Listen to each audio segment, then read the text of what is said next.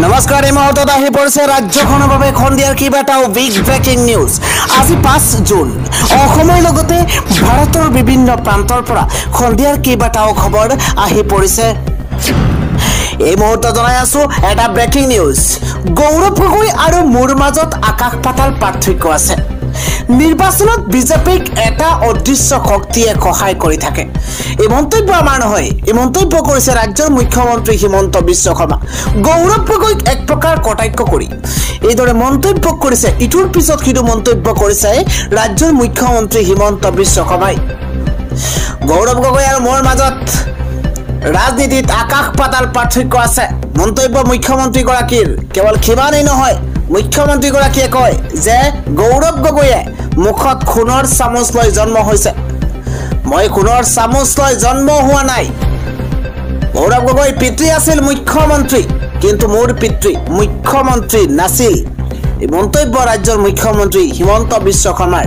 গৌৰৱ গগৈৰ জীৱন সংঘৰ্ষৰ নহয়, কিন্তু মোৰ জীৱন যাত্ৰা, ৰাজনৈতিক যাত্ৰা সংঘৰ্ষৰে ভৰপূৰ। বহু সংঘৰ্ষৰ মাজেৰে মই মুখ্যমন্ত্ৰী হৈছো। গৌৰৱ গগৈৰ পৰিয়ালত এজন ভাৰতীয়, 3 জন বাংলাদেশী, কিন্তু মোৰ ঘৰত এজনো বাংলাদেশী নাই। 2026ত যুঁজ হোৱা ভাৰতীয় আৰু বিদেশীৰ মাজত যোৰহাটৰ ফলাফলহে ভূপেন বৰাক ডুবাইছে। বিজেপিক এটা অদৃশ্য শক্তিয়ে কৰবাত নহয় কৰবাত সহায় কৰি থাকে। ভূপেন বৰাৰ কাৰ্যকালত কংগ্ৰেছে ভাল ফলাফল দেখুৱাইছিল। পঞ্চায়ত নিৰ্বাচনত যোৰহাটক বাদ দি বাকী সকলো ঠাইতে ভাল ফলাফল দেখুৱাইছে কংগ্ৰেছে। যোৰহাটৰ বেয়া ফলাফলৰ বাবেহে ভূপেন বৰাৰ চকী গ'ল। এই মন্তব্য ৰাজ্যৰ মুখ্যমন্ত্ৰী হিমন্ত বিশ্ব শৰ্মাৰ। পৰৱৰ্তী খবৰটো হৈছে গুৱাহাটীৰ তন্ময় শৰ্মাক আমেৰিকাৰ লছ এঞ্জেলছ আন্তঃৰাষ্ট্ৰীয় বিমান বন্দৰত গ্ৰেপ্তাৰ কৰা হৈছে। $149 মিলিয়ন স্বাস্থ্য বীমাৰ জালিয়াতিৰ সৈতে জড়িতৰ অভিযোগত গ্ৰেপ্তাৰ কৰা হৈছে তন্ময় শৰ্মাক।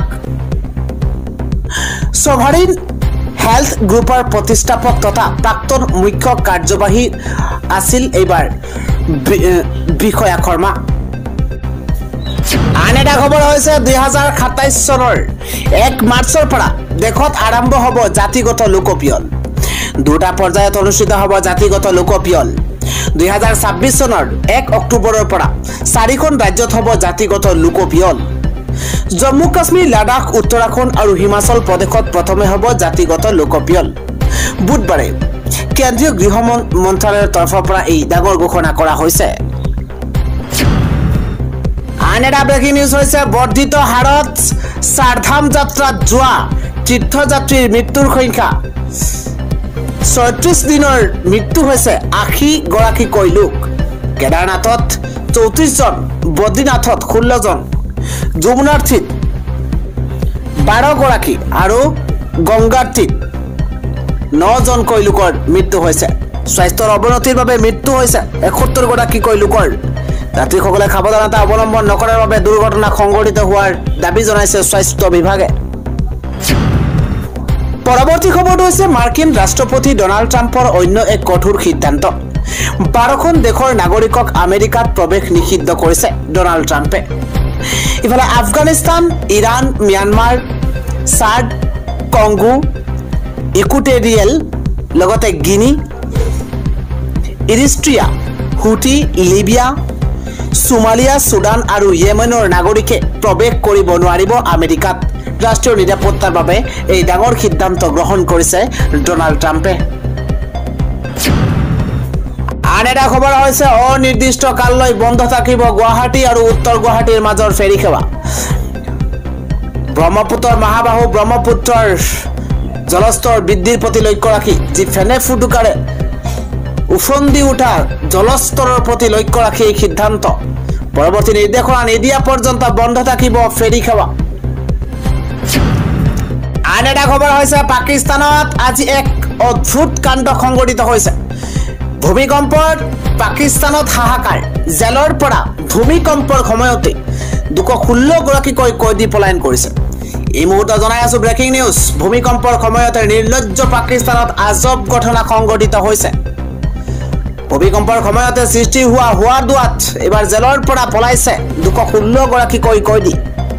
সামান্য ভূমিকম্পতে কৰাচীৰ কাৰাগাৰৰ দেৱালত মেলিছে ফাট আৰু দেৱালৰ ফাট বেলাত কাৰাগাৰখনৰ ৫,০০০ কয়দীৰ মাজত লাগিছে হুৱাদুৱা আতংকৰ মাজতে নিজৰ কোঠাৰ তলা ভাঙি পলাইছে কয়দী কাশ্মীৰ দাবী কৰা পাকিস্তানৰ নিৰ্লজ্জ চৰিত্ৰই বিশ্বৰ সন্মুখত লজ্জানত কৰিছে দেশখনক আৰু ঘটনাৰ পাছতে কাৰাগাৰৰ অধীক্ষকৰ নিৰ্লজ্জ স্বীকাৰোক্তি ইয়াৰ নিৰাপত্তাৰক্ষীৰ ভুল নহয় যি হৈছে প্ৰাকৃতিক দুৰ্যোগৰ বাবেহে হৈছে কয়দী পলায়নৰ অৱস্থাত পৰিস্থিতি নিয়ন্ত্ৰণৰ বাবে গুলীচালনা কৰিছে আৰক্ষীয়ে শূন্যলৈ চলোৱা গুলীত এগৰাকী কয়দী নিহত হৈছে আৰু আন 2 গৰাকী জেল বিষয়া আহত হৈছে বুলি জানিব পৰা গৈছে সন্ত্ৰাসবাদী কাৰ্যকলাপত জড়িত আৰু কেইবাটাও ভয়ংকৰ অপৰাধত অভিযুক্তই পলায়ন কৰিছে জেলৰ পৰা আন এটা খবৰ হৈছে অহা শনিবাৰে ঈদ আৰু এই মাজতেই বাছৰ ওপৰত ভাড়া হৈছে 100 টকা বাছৰ সিটত বহিলেই আপুনি দিব লাগিব 400 পৰা 600 টকা ঈদত ঘৰলৈ যাবলৈ গুৱাহাটী মহানগৰীৰ বাছ আস্থানত মুছলমান ৰাইজৰ হেতা ওপৰা দেখিবলৈ পোৱা গৈছে দৃশ্য চাওক আৰক্ষীয়ে ধমক দি বাছৰ ওপৰৰ পৰা নমাইছে যাত্ৰীসকলক ঈদৰ সুবিধালৈ একাংশ যাত্ৰীৰ পৰা এইদৰে দুগুণ ভাড়া উঠাইছে এইবাৰ চালকসকলে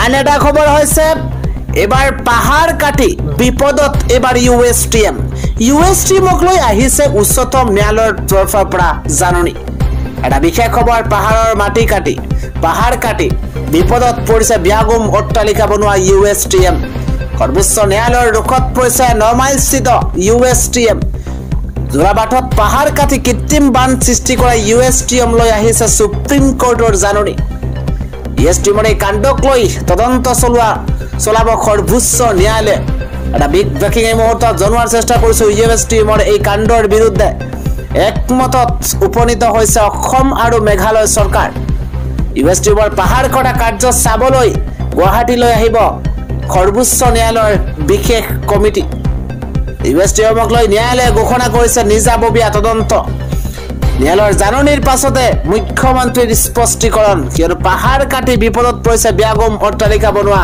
ইউএছটিএম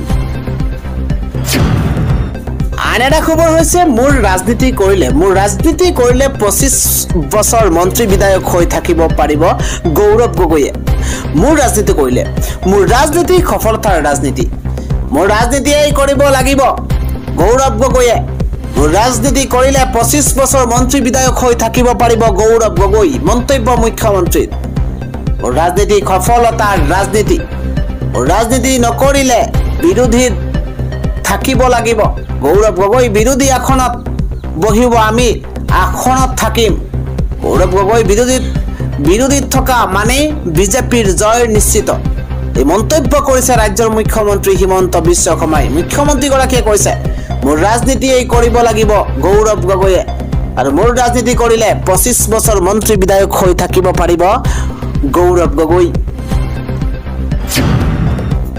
আন এটা খবৰ হৈছে কংগ্ৰেছত থকা হিমন্ত বিশ্ব শৰ্মাৰ এজেণ্ট কোন কংগ্ৰেছত আছে হিমন্ত বিশ্ব শৰ্মাৰ এজেণ্ট কংগ্ৰেছৰ ভিতৰে বাহিৰে আছে হিমন্ত বিশ্ব শৰ্মাৰ এজেণ্ট কংগ্ৰেছৰ সকলো কথা গম পায় হিমন্ত বিশ্ব শৰ্মাই কংগ্ৰেছৰ অধ্যক্ষ মল্লিকাৰ্জুন খৰ্গে কাক কি কয় সেয়াও জানে হিমন্ত বিশ্ব শৰ্মাই কংগ্ৰেছ অধ্যক্ষ মল্লিকাৰ্জুন খৰ্গে কি কয় সেয়াও জানে হিমন্ত বিশ্ব শৰ্মাই হিমন্ত বিশ্ব শৰ্মাক সহায় কৰে প্ৰজাই সকলো প্ৰজা আমাৰ লগত আছে খুদ এই কথা জনাইছে হিমন্ত বিশ্ব শৰ্মাই কি কথা পাতে সকলোবোৰ মই জানো মোৰ এজেণ্ট বহুত আছে কংগ্ৰেছত ৰাহুল গান্ধীৰ মিটিঙত কি হয় কি কথা পাতে সেয়াও মই গম পাওঁ এই মন্তব্য ৰাজ্যৰ মুখ্যমন্ত্ৰী হিমন্ত বিশ্ব শৰ্মাৰ আজিৰ সন্ধিয়াৰ পৰৱৰ্তী গুৰুত্বপূৰ্ণ খবৰ হৈছে অসমৰ মুছলমানে পাব এতিয়া জাতিৰ স্বীকৃতি এটা বিগ ব্ৰেকিং এই মুহূৰ্তত জনোৱাৰ চেষ্টা কৰিছে অসমৰ মুছলমানে জাতিৰ স্বীকৃতি লাভ কৰিব ডাঙৰ ঘোষণা কৰিছে মুখ্যমন্ত্ৰী হিমন্ত বিশ্ব শৰ্মাই অসমৰ মুছলমানে গৌৰৱে লিখিব পাৰিব জলিহা সৈয়দ মৈমাল জাতি বুলি ডাঙৰ খবৰ জনোৱাৰ চেষ্টা কৰিছো জাতিগত লোকপিয়লৰ পাছতে স্বীকৃতি পাব মুছলমানে আৰু খিলঞ্জীয়া অসমীয়া মুছলমানে সন্মানেৰে লিখিব পাৰিব জাতিৰ পৰিচয়। এই মন্তব্য কৰিছে ৰাজ্যৰ মুখ্যমন্ত্ৰী হিমন্ত বিশ্ব শৰ্মাই।